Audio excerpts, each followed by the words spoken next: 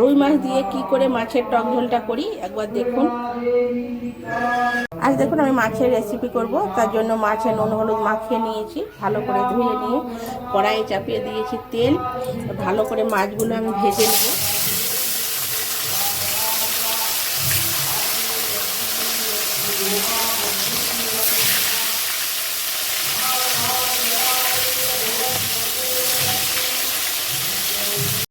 মাছ ভাজা তেলের উপরে দেখুন আমি একটু পাঁচফোড়ন আর একটু পেঁয়াজ কুচি, সামান্য একটু পেঁয়াজ কুচি দিয়েছি।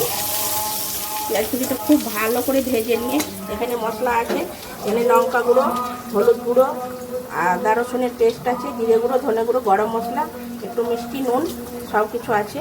এটা একসঙ্গে তেলের উপরে লাল করে পেঁয়াজটা ভেজে নিয়ে মশলাটা দিয়ে, পেঁয়াজটা দেখুন লাল করে একদম ভাজা হয়ে গেছে। মশলাটা দিয়ে দেবো। দেখুন মশলাটা একদম তেল ছেড়ে দিয়েছে। এরপর আমি তেঁতুল ভিজিয়ে রেখেছিলাম, একটু তেঁতুলের জল দিয়ে দেবো।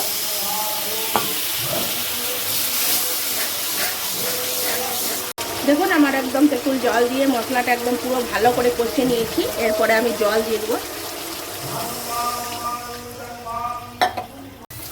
মাছের ঝোলটা দেখুন হয়ে গেছে, এবার নামিয়ে নেবো।